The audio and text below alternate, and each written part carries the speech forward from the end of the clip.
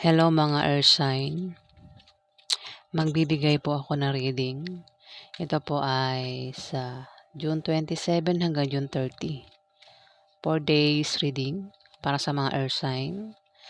Paalaala po nito po ay general reading at hindi po ito personal reading. Kaya bahala na kayo makaresonate o hindi. Dahil marami po ang kapareho nyo ng zodiac sign, mga earth sign. Ang earth sign po pala ay 3 zodiac sign. Ito po ay Gemini, Libra at Aquarius. Ayan. Ang reading na to ay para sa inyo mga earth sign. So, simulan na po natin. Ano ang ganap sa mga earth sign sa June 27 hanggang June 30?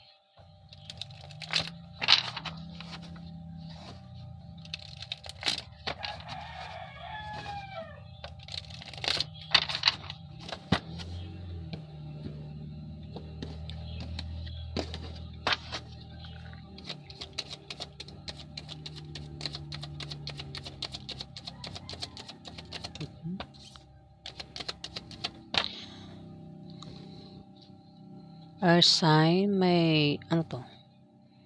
4 of Cups. Maaari ikaw ay makaramdam ng ng kapaguran. O maaaring napagod ka na sa laban, napagod na sa trabaho mo, napagod na sa pag-ibig, o anumang dahilan ng kapaguran na yan na mararamdaman mo sa 4 days na yan, earth sign. Maaari din naman na may taong mag-aalok sa'yo dito.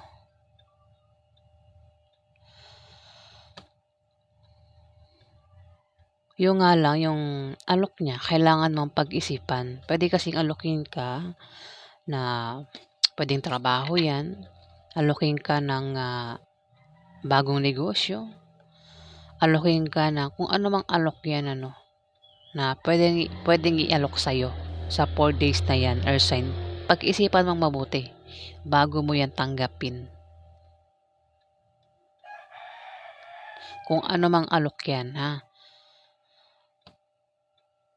Kasi pag tinanggap mo yan, pwede ka ma-scam. Kailangan, kung ano man yung ialok sa'yo, kung ano man ang darating sa'yo, alam mo, the pa rito. Kumbaga, mayroon kang ugali rito na inosente. Kumbaga, madali, di ba isip bata? Inosente. Madali kang mauto, madali kang maloko, madali kang mabola. Ganyan yung isip mo sa 4 days na yan, earth sign.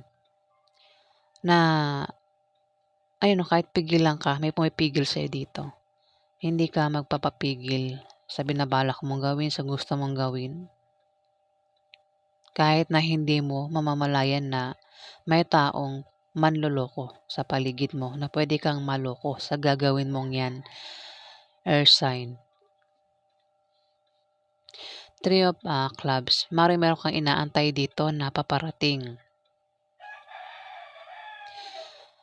Pwedeng ang inaantay niyong paparating ay pwedeng resulta, pwedeng wish, o maring pagdiriwang na patungkol sa iyo o sa inyo, sa inyong pamilya o sa inyo ng karelasyon mo, earth sign. At yan ay magkakatotoo.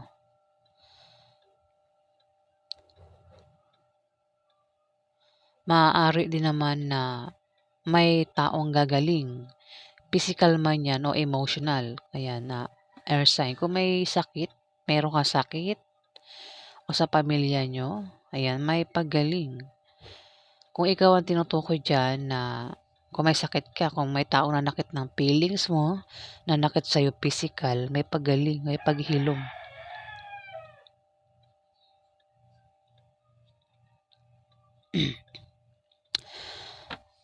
Maring alokin ka, pwedeng ang alok sa'yo ay alokin ka ng kasal sa 4 days na yan, earth sign. Pero bago mo tanggapin yan, pag-isipan mong mabuti. Dito maring nakakaramdam ka rin dito ng parang pagod na. Puwedeng pagod ka na sa buhay mo, sa pag-ibig, sa relasyon niyo, ng karelasyon mo, o kung saan man yang kapaguran. Ayun, may alok dito, napapagod ka na, parang ayaw mo na rin tanggapin kasi makikita mo naman, puwedeng may alok din sa'yo na parang hindi mo tatanggapin. Ayan, 'di ba? May alok dito, kamay ito. May pag-alok dito tapos parang ayaw mo na rin siyang tanggapin dahil maaaring makakaramdam ka rito ng katamaran, air sign. Kung ano man yang alok, kung ano mang alok ang darating sa'yo sa 4 days na 'yan, pag-isipan mong mabuti kung tatanggapin mo 'yan.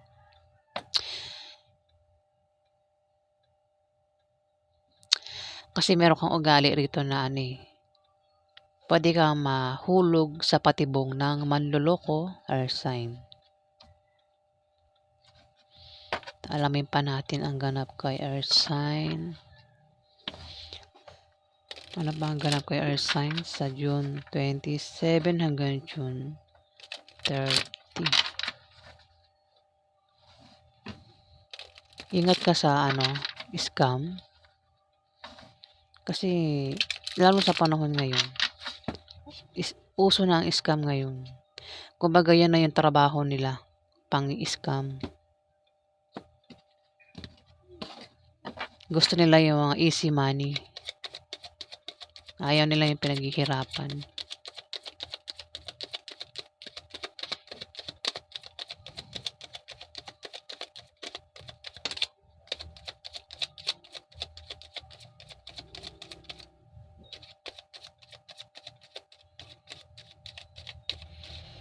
Kasi meron ako napanood sa TV. Inalok siya ng kasal. Yung bang napilitan lang siyang magpakasal kasi nga parang tinatakot siya nung magulang nung babae kasi nabuntis siya na yung babae. Pakasalan daw niya ang anak niya. Kung hindi, babarilin daw siya.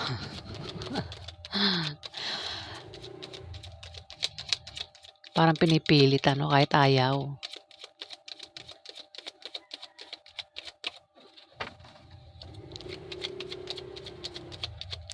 At saka kung kasal yan, pinag-iisipan talaga yan kasi hindi basta-basta ganun kadali kung magpapakasal kayo, tapos hindi naman kayo magkasundo.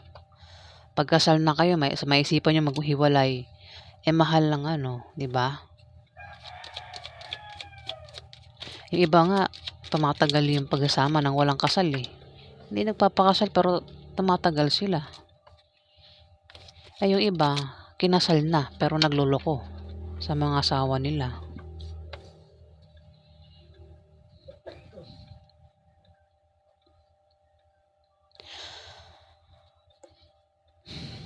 Dito, The Chariot. Kung meron kami na balak gawin, gustong gawin, pasukin, may pag-travel ka rito.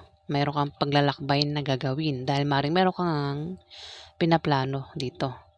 Kung ano man yan, magtatagumpay ka kasi binabalak mong gawin. Air sign. Meron kang papasukin, At dito parang may tao rito. Ikaw ito May susugurin ka ba? Meron kang mga awayin? Mainit ang ulo mo dito sa 4 days na yan, air sign.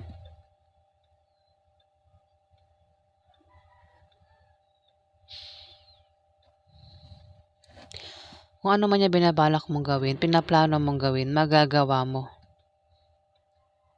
At ikaw ay magtatagumpay. In general yan kung ano man yung binabalak mong gawin. Kaso dito, meron kang ugali rito na parang Knight of Swords ito Galit ito. Galit ka. Meron kang ugali dito na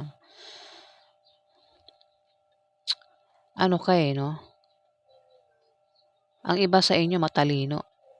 Diretso magsalita, palaging may opinion at masakit magsalita. Pwedeng meron kang dedepensahan.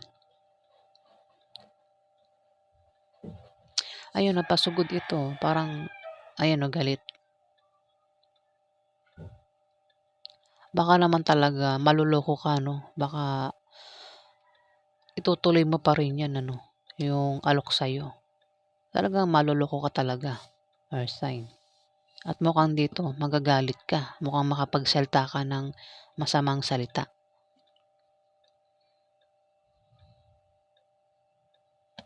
O kung ano man 'yan, kung marami ngang air sign, 3 kayong zodiac sign, bahala na kayong maka-resonate dito.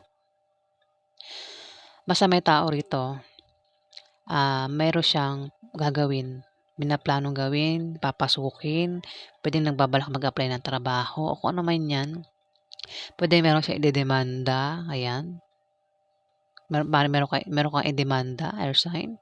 Kasi may tao ritong galit, eh. Puwede ikaw 'to, eh, air sign. Puwedeng pasugod ito, puwedeng awayin mo. Ikaw ito, eh, Knight of Swords. Kung hindi ikaw ito, maaaring meron ditong ibang zodiac sign pero earth sign din. Puwedeng kapareho mo ng zodiac sign, puwedeng Libra, Aquarius, or Gemini din ang zodiac sign, pasugod ito. Puwedeng awayin ka kung hindi ikaw 'yan. Pero kung ikaw 'yan, ikaw yung pasugod. Ikaw yung may aawayin dito. Puwede rin naman hindi mo awayin, maaaring siraan mo o kung ano man puwede mong gawin. Earth sign. Galit ito, eh, si Knight of Swords. Ikaw 'yan, kung hindi ikaw 'yan, may tao rito ang kapareho mo ng zodiac sign na taong galit. At na maaaring makapagsalita ng hindi maganda sa 4 days na 'yan.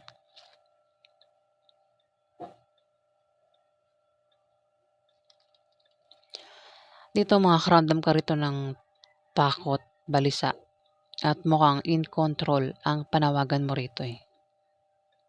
Ayan, parang magkakaroon ng away sa inyo 'no. Puwede makaaway mo, karelasyon mo, air sign. May hangman dito. Dahil nga may alok na may mag-aalok nga sa'yo, mukhang hindi matutuloy o maaaring ma-hang muna, hangman, eh, oh. Puwedeng ma-hang o puwedeng hindi matuloy. May hangman, oh. Dahil maaaring tinamad ka na rin, napagod ka na rin, kaya maaaring ma-hang 'yan, kung ano man 'yan na inaalok sa'yo, air sign, sa 4 days na 'yan. 3 of Wands. Maaaring makita mo na ang bunga ng pinagtrabahuhan mo o ng pinagsikapan mo sa 4 days na 'yan, pero kailangan mo 'yan bantayan, earth sign. Maaari din naman na dito nakatingin ka sa ano 'no, baka malayo ka sa pamilya mo kasi may tawid dagat dito. Maaaring malayo ka sa pamilya mo at nagbabalak kang umuwi, nakatingin ka sa malayo.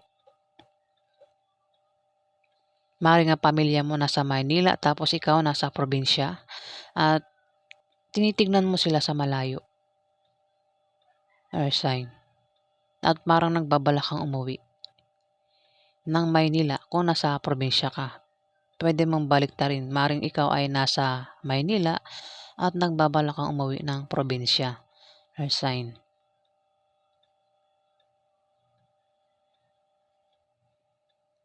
Ayan.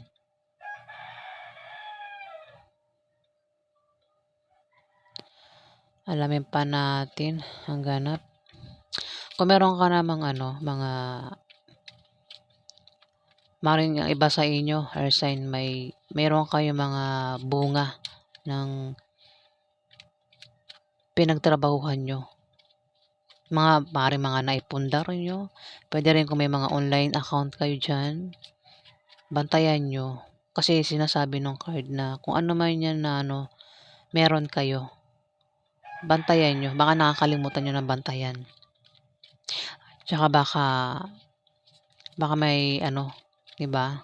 Baka may nagkaka-interest kaya kailangan, bantayan niyo kung ano man 'yan. Kung meron kayong negosyo, earth sign, ayan, bantayan niyo mabuti ang inyong negosyo.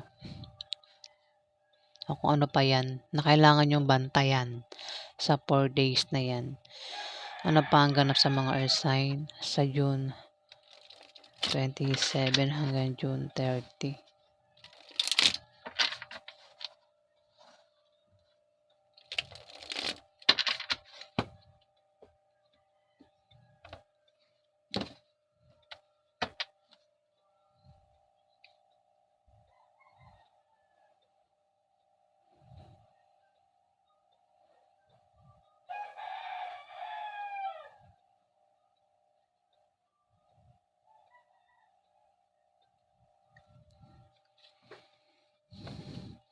Ano pa ang ganap sa mga earth sign sa June 27 hanggang June 30?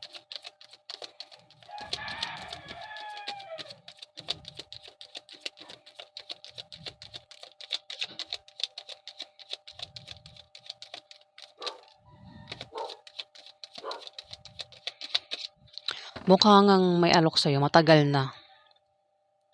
Yung alok na yan, earth sign. Kumbaga, naka-pending. Ayan o, meron ditong temperance o. Kung ano man yan, meron kang inaantay dito na matagal mo nang gustong gawin. O kung meron kang planong gawin, meron kang gustong gawin, pinaplano, na matagal mo nang gustong gawin.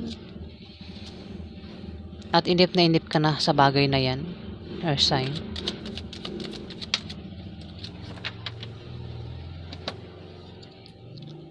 Ayan, ang iba sa inyo May tao rito, may earth sign dito na may plano siya. At matagal niya nang gustong gawin yung plano niya. Tumapat ang the Fool. Mag-iingat ka lang sa pinaplano mo.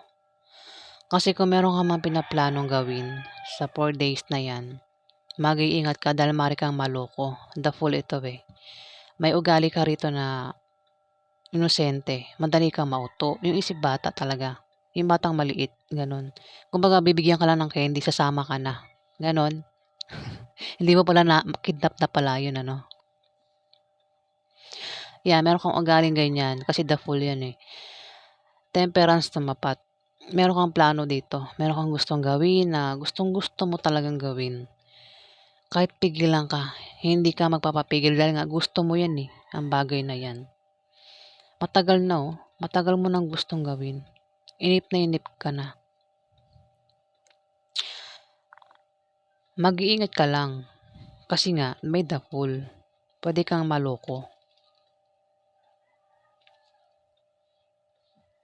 Maaari din naman na meron kang babalansihin. Sa 4 days na yan, pwedeng balansihin mo kaperahan mo, ang love life, ang patungkol sa pamilya, o kung ano man yung babalansihin mo sa 4 days na yan, earth sign. Maaari din naman na kung nagiging busy ka, kung maging busy ka sa 4 days na yan, maglaan ka ng time para magpahinga, earth sign. Pahinga-pahinga din kung maging busy ka sa bahay nyo, sa trabaho mo o sa negosyo mo. Earth sign, bigyan mo ang sarili mo, ang katawan mo ng time para magpahinga. Ayan. Dito may page of wands. May tao rito, earth sign, na hindi mo kaano-ano. Mabuting tao. Mabait na maaaring makatulong sa iyo. Hindi mo yung kadugo, hindi mo kaibigan, basta pwedeng makasalubong mo lang yan, hindi mo yung kaano-ano, ang maaaring makatulong sa'yo sa 4 days na yan. Kung ano pa yung pwedeng may tulong niya sa'yo. Pero maaari din naman na hindi yan stranger, pwedeng kaibigan mo yan na tapat sa'yo, na maaaring makatulong sa'yo sa 4 days na yan kung problema ka, earth sign. Kung ilangan ka ng tulong, may tutulong sa'yo. Ayan, pwedeng ibang tao na hindi mo kaano-ano o maaaring isang kaibigan mo na tapat sa'yo, earth sign, na maaaring makatulong sa'yo kung ano man yung problemang pagdadaanan mo sa 4 days na yan. Two of Wands. Maaaring meron kang idea o pangarap. O maaaring meron kang pangarap, matagal ng pangarap. na gusto mong gawin. Maring ikaw ay nagbabalak mag-travel papunta sa malayong lugar. Maring nagbabalak kang umuwi nga.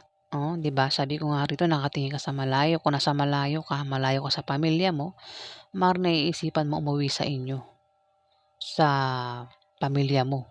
Kung malayo ka, earth sign. Naiisipan mo 'yan, umuwi sa kanya kung malayo ka sa pamilya mo. Puwede rin naman na mayro'n kang pangarap na maaaring gusto mo magtrabaho sa ibang bansa. Ayan, meron kasi parang nagbabalak kang mag-travel, malayo man o malapit, nagbabalak kang mag-travel dito. Meron kang pupuntahan, puwedeng ang dahilan din ng pupuntahan mo meron kang susugurin dito, earth sign, meron kang aawayin, ayun 'no, may tao rito ang galit, masakit magsalita, Maaaring yun din ang dahilan kung bakit nagbabalak ka umuwi. Meron kang pupuntahan, meron kang pag-travel, dahil meron kang pupuntahan, mukhang meron kang aawayin dito, ayun 'no, galit 'to.